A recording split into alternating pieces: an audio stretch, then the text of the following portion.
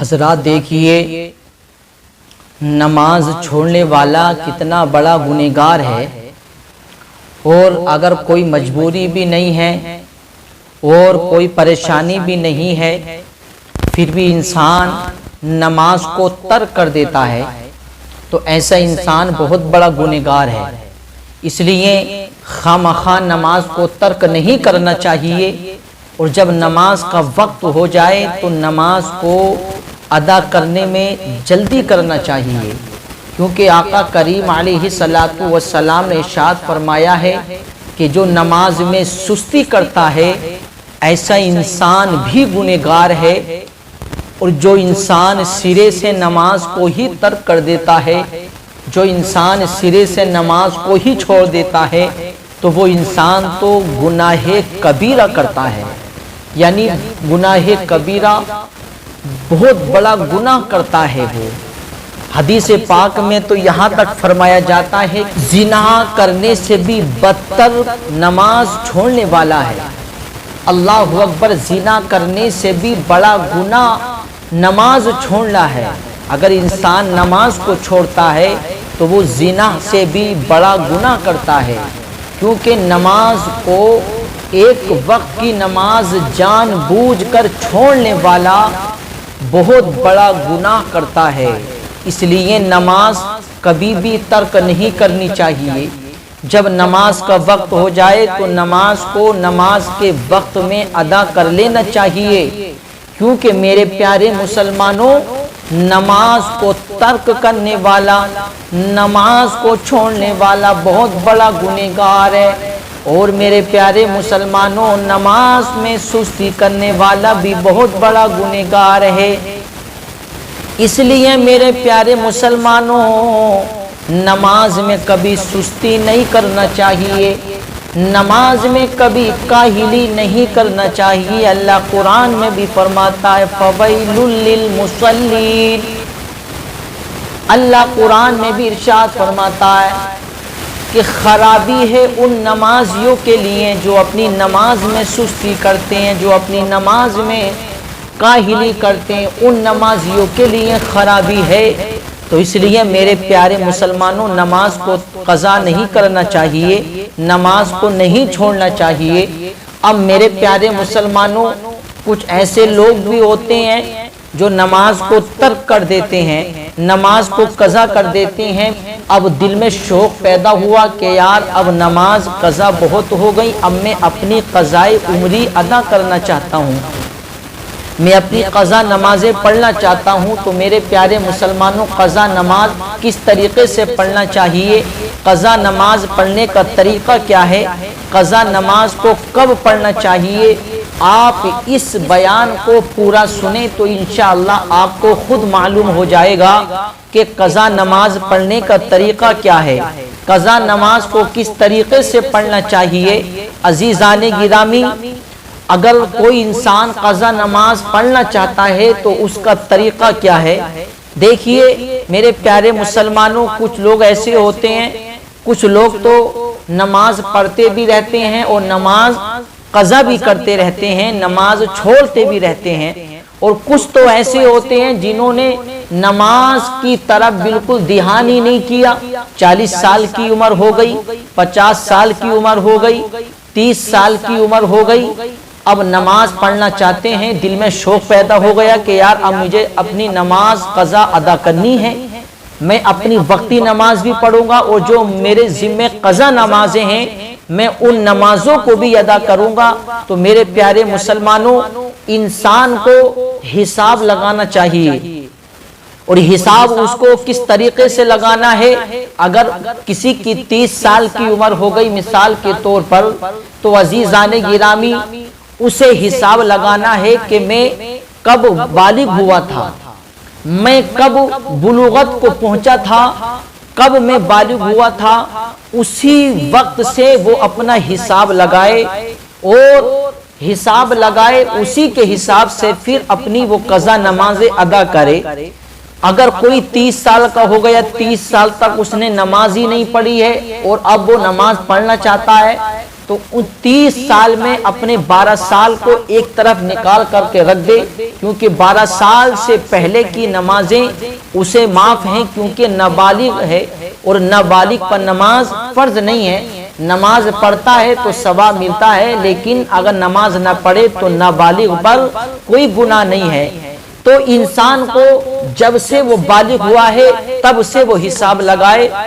और हिसाब लगाने के बाद उसी के हिसाब से वो अपनी कज़ा नमाजें पढ़े। लेकिन अब किसी को बालिग होने की तारीख याद नहीं है, सन याद नहीं है, महीना याद नहीं है कि भाई कौन से महीने में मैं बालिग हुआ था, कौन सी हिजरी में मैं बालिग हुआ था। तो अजीज़ाने गिरामी, अगर किसी को सन और किसी को हिजरी याद नहीं है तो मर्द 12 साल अपनी जिंदगी के निकाल दे। 12 साल निकालने के बाद 12 साल के ऊपर से जो उसके साल शुरू होंगे तो वो नमाजें उसके ऊपर फर्ज हैं, उन नमाजों की वो कज़ा करे। और अगर कोई औरत पढ़ना चाहती है तो वो अपने 9 साल एक तरफ को निकाल करके रख दे, और 9 साल से ऊपर के जो साल उसके गुजरे हैं वो नमाजें उसके ऊपर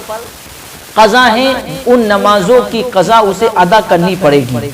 क्योंकि औरत शरीयत के हिसाब से 9 साल में बालिग हो जाती है और लड़का शरीयत के हिसाब से 12 साल में बालिग हो जाता है। तो ये शरीयत के हिसाब से बालिग होना है।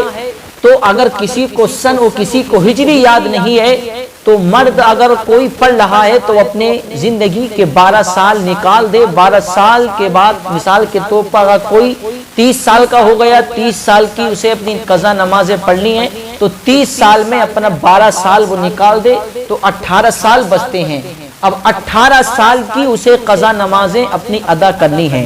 और अब कज़ा नमाजें किस तरीके से अदा करनी है तो देखिए, कोई भारी बात नहीं है। अगर इंसान अदा करे उनको तो बहुत आसान तरीका है और कोई मुश्किल भी नहीं है और ज़्यादा नमाजें भी नहीं हैं। यानी कि पूरे दिन की सिर्फ 20 रकात नमाजें होती हैं। कज़ा नमाजें 20 रकात हैं, क्योंकि कज़ा जो होती है वो सिर्फ फ़र्ज़ों की होती है और वितर की होती है, नफिल की कज़ा नहीं है, सुन्नतों की कज़ा नहीं है।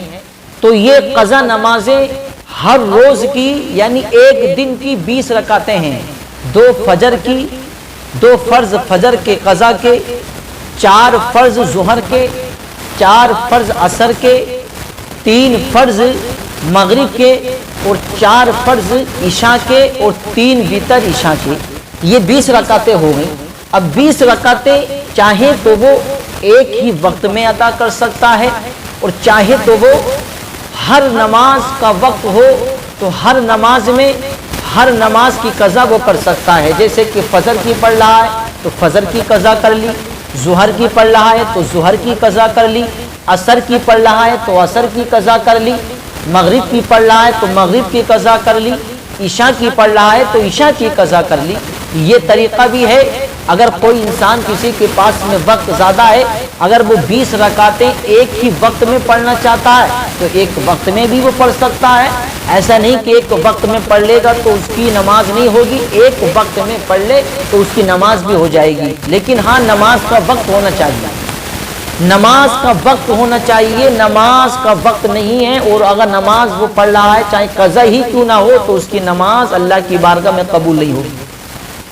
नमाज का वक्त होना चाहिए। जैसे कि ज़ुहर की नमाज पढ़ी, ज़ुहर की नमाज पढ़ने के बाद अब वो 20 रकातें पढ़नी चाहता आदमी तो 20 रकातें एक साथ भी पढ़ सकता है। और अगर अलग अलग पढ़ना चाहे, फजर की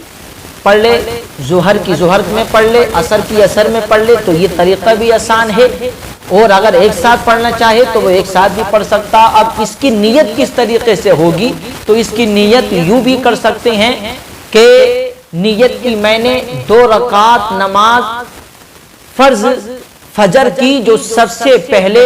मेरे जिम्मे कज़ा की है, जो सबसे पहले मेरी कज़ा हुई है, जो मेरे ऊपर जिम्मा है, वो उनमें से सबसे पहले फजर की 2 रकात नमाज फर्ज इस तरीके से भी कर सकता है।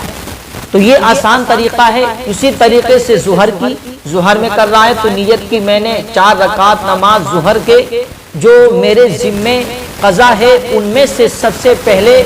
4 فرض ظہر کے میں ادا کر رہا ہوں، تو اس طریقے سے نیت کر لے تو اس کی نیت ہو جائے گی۔ لیکن ہاں جس وقت کی نماز وہ پڑھ رہا ہے تو وقت کا اور جو سی نماز پڑھ رہا ہے اس کا متعین ہونا ضروری ہے، یعنی ظہر کی پڑھ رہا ہے تو ظہر کی قضا کر رہا ہے تو دل میں نیت ہونا یہ ضروری ہے۔ اگر نیت نہیں کرے گا تو اس کی نماز نہیں ہوگی، کیونکہ اعمال کا دار و مدار نیت پر ہوتا ہے، نیت جیسی کرتے ویسے ہی ثواب پاتے ہیں۔ تو یہ آسان طریقہ ہے، اس لیے قضا نماز پڑھنی چاہیے۔ اور اگر کوئی انسان کے پاس میں وقت زیادہ نہیں ہے تو وہ نفل کی جگہ جو سنت غیر مؤکدہ ہوتی ہیں، سنت مؤکدہ ان کا چھوڑنا تو بہت بڑا گنہگار انسان ہے چھوڑنے والا، لیکن سنت غیر مؤکدہ ہیں جیسے کہ عصر کی سنتیں پہلی والی غیر مؤکدہ ہیں، عشاء کی 4 سنتیں پہلی والی غیر مؤکدہ ہیں، ان کی جگہ اگر کوئی انسان اپنی قضا نمازیں پڑھنا چاہتا ہے تو زیادہ بہتر یہی ہے کہ وہ قضا نماز اس وقت میں اپنی ادا کر لے۔ کیونکہ کوئی ایسے ہوتے ہیں، کچھ لوگ ایسے ہوتے ہیں کہ بھائی قضا نماز پڑھنے کا وقت نہیں ہے، بس وقت نکالا ہے نماز کا، تو ان کے لیے یہ بہتر ہے، کیونکہ سنتوں کا اور نفل کا اللہ کی بارگاہ میں کوئی سوال جواب نہیں ہوگا، لیکن قضا نماز کی اللہ کی بارگاہ میں پوچھ گچھ ہوگی، اللہ رب العزت کی بارگاہ میں پوچھ تاچھ ہوگی، اللہ رب العزت کی بارگاہ میں پوچھا جائے گا، کیونکہ قضا نماز ہمارے اوپر ذمہ ہے۔ جب تک ہم قضا نماز کو ادا نہیں کریں گے ہمارے اوپر سے وہ ذمہ ادا نہیں ہوگا، ہم چاہے کتنی بھی دعا کرتے رہیں اللہ رب العزت کی بارگاہ میں، چاہے کتنی بھی معافی مانگتے رہیں، لیکن جب تک ہم اس قضا کو ادا نہیں کریں گے تب تک اللہ رب العزت ہمیں معاف نہیں کرے گا۔ تو اس لیے اگر کوئی انسان یہ چاہے کہ میں نفل کی جگہ اپنی قضا نماز پڑھ لوں تو بہتر یہی ہے کہ وہ جو ہے نفل کی جگہ اپنی قضا نماز پڑھ لے گا تو اسے ثواب حاصل ہوگا، اور اس کے اوپر جو ذمہ ہے وہ اس کا ذمہ بھی اس کے اوپر سے اتر جائے گا۔ تو اس لیے انسان کو جتنا جلدی ہو سکے اپنے اوپر جو قرض نمازوں کا ذمہ ہے اسے اپنے اوپر سے اتارے اور ان قضا نمازوں کو ادا کرے۔ کوئی بھاری بات نہیں ہے، جیسے کہ انسان حساب لگانے کے بعد نماز کو ادا کرے، اور یہ بھی آسان طریقہ ہے کہ فجر کی پڑھ رہا ہے تو فجر کی اس میں پڑھ لی، یا ایک طریقہ یہ بھی ہے کہ مثال کے طور پر انسان کی 30 سال کی عمر ہے اور 30 سال میں سے 12 سال نکال کے 18 سال بچے تو وہ اس طریقے سے بھی پڑھ سکتا ہے کہ پہلے تمام فجر کی قضا کر لے، پہلے تمام فجر کی قضا کر لے، 18 سال کی حساب لگائے، 18 سال تک کی میں نے ساری فجر کی نمازیں قضا تھی وہ ادا کر لی، اب اس کے بعد تمام ظہر کی ادا کر لے، یہ بھی آسان طریقہ ہے۔ ظہر کی ادا کرنے کے بعد پھر اس کے بعد عصر کی ادا کر لے، عصر کی ادا کرنے کے بعد پھر مغرب کی کر لے، یہ بھی آسان طریقہ ہے۔ جس طریقے سے انسان چاہے اس طریقے سے اپنی قضا نماز ادا کر سکتا ہے، لیکن نماز معاف نہیں ہے، کسی بھی حال میں معاف نہیں ہے، قضا ہو گئی تو اس کی ادا کرنا ضروری ہے، یہ اوپر ذمہ ہے، جب تک ادا نہیں کرے گا اوپر ذمہ باقی رہے گا، تو چاہے اللہ سے معافی بھی مانگتا رہے اللہ معاف نہیں فرمائے گا۔ اس لیے جتنی جلدی ہو سکے ان قضا نماز کو بھی اللہ رب العزت کی بارگاہ میں ادا کر لینا چاہیے۔